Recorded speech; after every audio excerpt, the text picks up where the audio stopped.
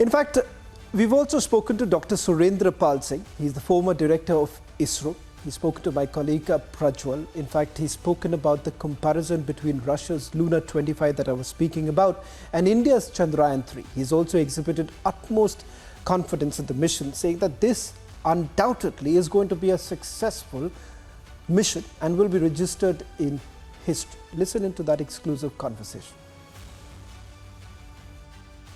Now it is India's third moonshot and the most ambitious mission towards the moon, which is the Chandrayaan-3, and with less than 3 days to go for this launch as well. We are joined in by Dr. Surendra Pal Singh ji as well, who is the former director of ISRO. Let's go across and try to understand as to what are the nitty-gritties and what makes it challenging, and this time around what we can go ahead and expect with the Chandrayaan-3 too. So first and foremost, thank you for speaking to Republic Media Network. Thank you.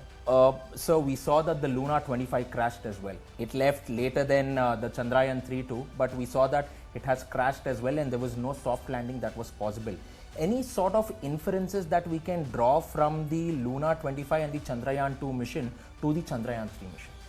Well, first it's a very unfortunate part that Lunar 25 crashed. And you know, Lunar 25 is an automated system. Okay, so what do they call it? Auto station. While they verify, and it's supposed to be, there should be a loop inside which should take care. It is supposed to work. If suppose you would have soft landed, it would have worked for 1 year. Okay, they had a RTG generator inside it. They had similar experiment as we are going to have it in Chandrayaan-3, almost similar experiment. Now, what must have happened is that one of the commands must have gone wrong. See, internally generated commands must have gone wrong when they generate the trigger the command. So from the 100 kilometers orbit, when they were deboosting it to lower frequency, it has it must have gone into a spin mode, or there must have something else must have happened because it has not come out and then it crashed. But we cannot say that it crashed because of some technological thing. See, such software glitches do happen. In my opinion, it's a software glitch. They have not explained it. I would also loosely say that somebody has done a PhD, and if you ask him to appear in a, say, graduation examination, and if he doesn't do well, it doesn't mean the capability and competence of the person is less. See, they have come after almost 50 years into this field. Okay, and there must have been some different reasons. It was supposed to be launched in 2021. No, it was launched now. So unfortunate thing did happen, and maybe a failure analysis report, if it becomes public, we'll know about it. But I don't think our mission persons will draw any inference from this one.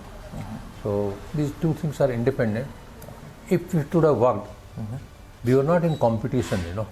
So it would have complemented, all those scientific results would have complemented to Chandrayaan-3. And Russia is a friendly country. You know, from Aryabhatta onwards they have helped us, so I remember everything. Okay. Yeah. So now going ahead and looking at it, the ISRO seems to be quite confident of the fact that this time there will be a soft landing.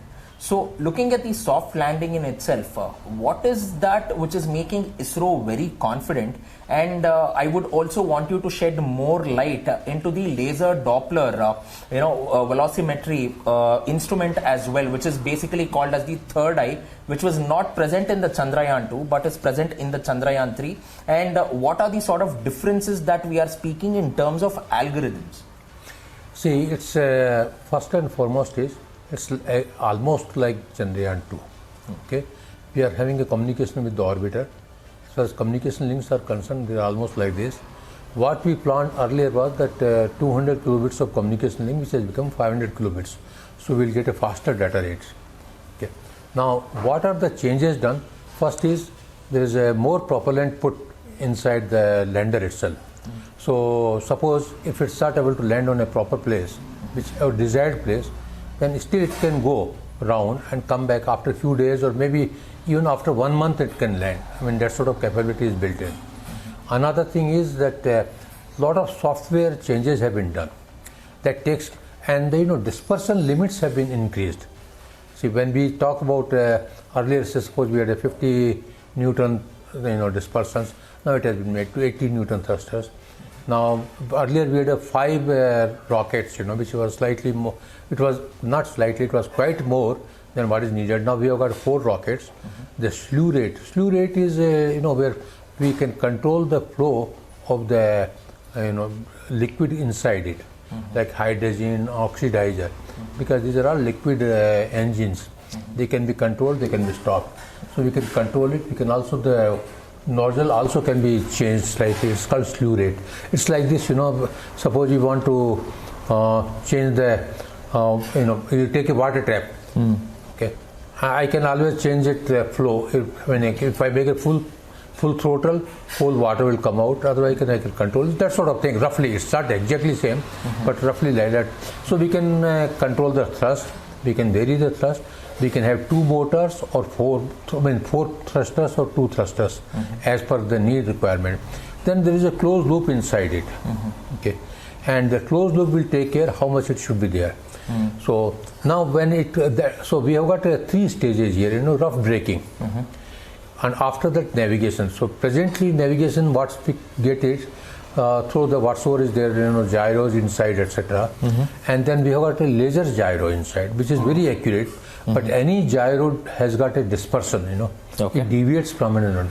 So we have got a star sensor. We had a star sensor there also, but we have got a star sensor, and these gyros will be getting calibrated just during the rough braking, and after that there is navigation. So there will be absolute calibration of the navigation.